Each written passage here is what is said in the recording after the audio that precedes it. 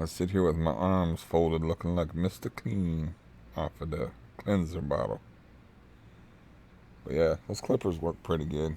I mean, I got some.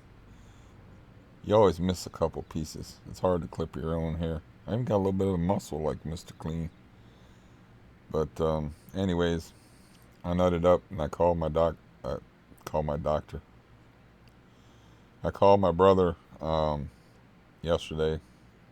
You know, the one that's got the dog. That's like his brother. That I thought his dog would be dead, but it's still alive. But it's not doing good, and we got the lockdown here, the virus lockdown here, so it's not gonna be able to take it to the vet, and he's feeding it through a syringe. I picked like the wrong time of day to do this. To get back there somehow. Everything's tricky and irritating, and it's so cluttered in here. I'm not even supposed to be living here. Coronavirus not only trapped me in my house, it trapped me in my house. You know, it trapped me in this apartment building. So I got double trapped. Um, so, you know, everything's rearranged all crazy in here because I'm not even supposed to be living here. I'm supposed to be out of here. But, anyways, about his dog. Dog's still alive. He's feeding it through a syringe, I guess. And he's got to help it up. I heard it breathing over the phone, but he couldn't. He didn't talk to me last night. He didn't talk to me like when I first found out. I thought the dog would be dead for sure, but it's still hanging in there, and it may recover. I don't know. But yesterday I did correctly predict that yesterday would suck, and it did suck. It was a bad day. Um, I slept a lot today, and it's late in the day already. It's like 2 p.m. or something like that. I woke up, it said 12:05, and I went to sleep at 7 in the morning, so I did actually get some sleep, which is important for immune system, which would be important if I get virus-tized. Yeah, okay. There's a bunch of noise upstairs today. That didn't help any. I just have to get back there. I'm just going to have to make that a project.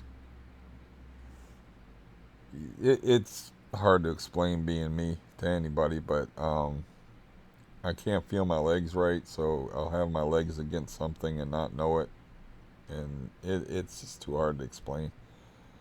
Um, yeah, if you can't walk in a pair of jeans because you can't feel your legs well enough to adjust for the tension, you know, I had to stop wearing jeans. I always wore jeans. I had to stop wearing jeans because wearing pants was too complicated for my legs to handle. Because when you walk, your pants pull tight, and you don't know this, of course, because you're healthy, or you don't have it. Maybe you ain't healthy, but you don't have no weird nerve disease. But I couldn't feel when my pants would draw tight, where you had to put that little extra oomph into it when you walk. So this was back when I could. This was back like 10 years ago when I could walk better. But I have to wear like loose pants, or I wear like uh, Sopranos pants, like jumpsuit type pants and stuff, because I can't walk in. So like that's gonna be a pain in the butt because it's like I can't feel my legs against when they're bumping against things, and yeah, whatever. It's a crazy life. Um, but anyways, I'm not gonna be on here long like the last couple of times. I just want to keep up the whole daily thing. I had an interesting phone call a minute ago, of which the details of which I cannot divulge. That involved uh, a veteran that was severely injured um, by a roadside bomb. I can't. That's all I can tell you about it. Um, anyways, I just got off the phone and my head's still kind of, which my head's kind of most of the time anyway. But yeah, today I don't know what to do about today. I guess they're gonna still uh, still keep giving me those Meals on Wheels things, and I haven't heard any traffic on the road today yet. I only been awake a couple hours, but yeah, people are still all freaked out.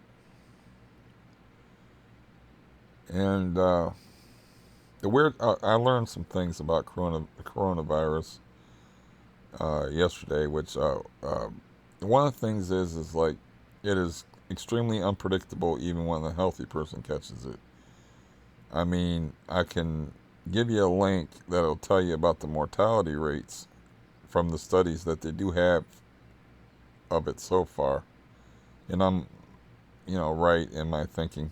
Like there's less than a 1% chance if you're under a certain age that, if you catch it, you'll die. But the thing of it is you can catch it and feel like you have a mild cold if you're healthy, or you could catch it and end up in the hospital and, actually have to go to the hospital over it. And it gets to be a serious thing. I mean, just randomly, I just happened to click on a Joe Rogan thing, and he's like, he had some his job is to talk, so, he's often having to backpedal on things he says, but he's like, I think I'm wrong about this because I know this guy that caught it. He said he caught, I think, pneumonia along with it, and I got real super sick from it. And he said, like, that guy was healthy as a horse. But then other people catch it, and it's like a mild cold. They barely know they have it. So it's highly unpredictable as far as like if you're, probably even if you're sickly. It's just like if you're sickly though, like me, there's a better chance that it'll kill you. So I haven't checked the latest statistics in the county, but like I said yesterday, 58-year-old dude in my county died from it. I'm 52, and we both had underlying health conditions. I didn't look up his underlying health conditions, but like I said, if I was playing on poker, I'd be like, I got CRPS over AFib. What you got? He'd be like, oh man, I had some asthma. I'm like, what are you even betting with me for? Uh, Why'd you even stay in the game, man? You was bluffing. No, I guess you ain't bluffing because you ain't with us no more. But yeah, that's some macabre humor there, if you can call that humor. But anyways, attempts at spontaneous creativity do not always come off. Uh, but yeah, I,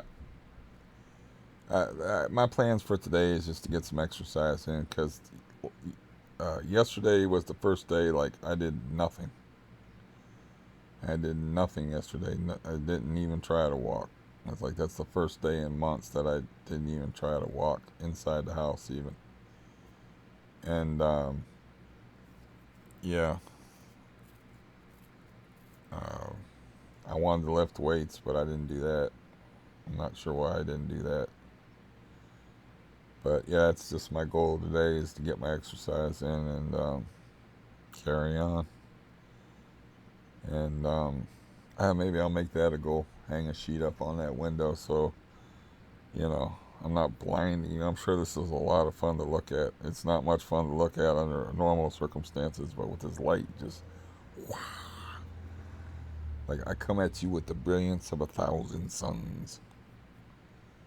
Uh, but yeah. I don't gotta, you know, I can always find something to talk about. Believe me, that's both my gift and my curse. Is the gift of gab that's a curse to people that it may be inflicted upon. So I can always find something to talk about or some philosophical angle to come at a subject with. As far as the research that I did on the coronavirus, communicability and the fact that there's no set pattern to it makes it a wild card, which makes it an unknown. And we also don't have a vaccine, and these are the things that are generating the lockdown type fear. Is like, um, it's just the unknown. We don't know much about it yet. It's starting to learn some things, like it's different for everybody when they get it. It's not like, you get pneumonia, your lungs fill up with fluid, you can't breathe, your side hurts, uh, you're run a fever, your cough shut up if you're lucky. It's pretty standard form, but this stuff here, it's like it can be anywhere from that type of thing to killing you, to you not even knowing that you have it. So it's a true wild card type of thing, which is both comforting and I guess it should be comforting, right? You catch it and it's like, oh, I feel like I got a cold, and then it hangs on for a little bit. And if I've read other things about it, like the longer you're actually exposed to it, like the doctors that have been exposed to it for a longer period of time, it seems like the more exposure you get to it, the worse of a case you get of it, which I don't even understand that, because if it's a virus, you know how viruses work, right? They invade a cell and they take over a cell and they turn it into a virus factory. That's why it spreads to your body. It's really a virus is a vampire, sent a drain, secret destroyer. A song, Smashing Pumpkins, Bullet with Butterfly Wings.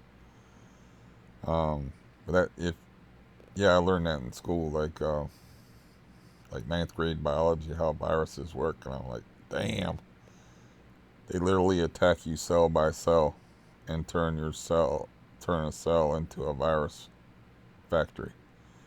And that's how it spreads through your body. When did I get that, or when did I do that? Have a rough night's sleep or something? I got a red mark on my arm. I don't know. Shit, man, if you can rip off or if you can damn near tear off your own toenail and not know it, I live in chaos. I have a very sketchy Morse code type of relationship, nervous system wise, with the rest of my body. It's like smoke signals. It's like I kind of know what's going on, but I kind of don't. So that's why I like moving around in here, man. I'll be bumping my legs against things where like a normal person would feel it, and it'll throw me off kilter because I can't feel it. So, and yet I can walk, which I'm grateful for. Anyways, that's enough out of me. I talked like over an hour for the last 2 days. So I wish you good luck and a good day. And I wish myself some exercise, because, that laying around stuff's no good. It's not like I lay around and I think worse things or anything like that. It's just like, I don't. With exercise, you gotta be disciplined. And I used to be like mad disciplined. I used to be fucking smart too, man. Be like a smart guy. Like, I made a joke this morning. It's like when I just woke up, comparing drug dealers to I think it's Karen the boatman. I never heard people say that much, but he's the guy in Greek mythology that ferries people over the river Styx into Hades. So I made an analogy about a drug dealer being like Sharon or Karen the boatman, however you pronounce it. Karen sounds better, so I'll say Karen, but it's either written out CHARON or KHARON. So, I'll say Karen the boatman. Yeah, I think it is Karen the boatman. That's what a drug dealer is. It's ferrying you to into a hellish nightmare. And that's what doctors can be, as some of us know. But anyways, I don't know. I never set much stock in being intelligent. It was just fun to play those games and play those mental games and be like, I got a full house. I got CRPS over AFib. What you got, other guy? That kind of thing's always been fun to me. Um, but right now, I don't feel too fun. I don't feel very good. And yeah. So moving on, it's time to get off here. It's obvious that I'm just trying to think up things to say and hang on here because I don't want to deal with my shitty life. And there's no excuse for that sort of behavior. And my inner drill sergeant is saying, "Soldier, you get back in line and march." So that's what I'm going to do. Goodbye.